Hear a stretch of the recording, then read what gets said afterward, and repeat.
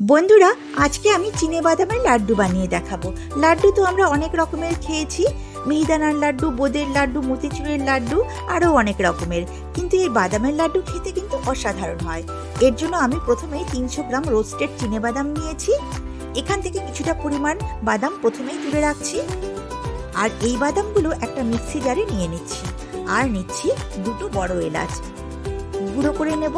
তবে গুঁড়োটা এমনভাবে করতে হবে যাতে একটু দানা দানা ভাব থাকে। এরপর বাকি যে বাদামগুলো আগেই তুলে রেখেছিলাম সেগুলো একটা পরিষ্কার পলিথিনের প্যাকেটে নিয়ে নেব। এবারে রোলিং পিন বা শিলনোড়ার সাহায্যে একটু ভেঙে নিতে হবে। ঠিক এইরকম ভাবে ভেঙে নিতে হবে। এতে গোটা বাদাম ও গুঁড়ো বাদাম দুটোই যেন মেশানো থাকে।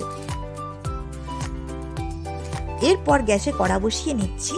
1 কাপ চিনি, হাফ কাপ জল। এবারে কিছুক্ষণ ফুটিয়ে নেব। খুব তাড়াতাড়ি শিরা ঘন হয়ে আসবে। চিনির শিরা ঘন হয়ে গেছে।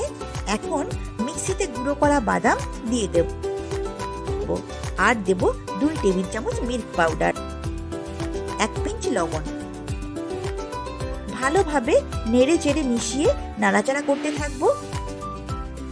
মিশ্রণটা যখন এরকম থকথকে হয়ে আসবে তখন নামিয়ে নেব।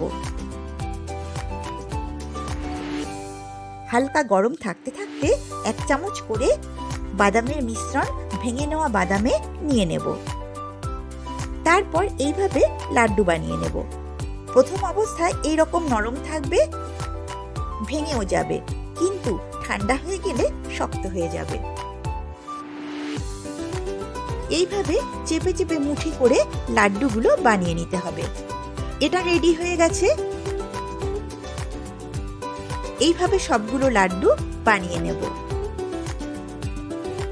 ব্যাস, তৈরি হয়ে গেল দুর্দান্ত স্বাদের বাদামের লাড্ডু। আর বানানো তেমন বিশেষ কোনো ঝামেলা নেই। এই লাড্ডু খেতে এতটাই টেস্টি হয় যে একবার বানিয়ে খেলে বারবার বানিয়ে খেতে ইচ্ছে করবে।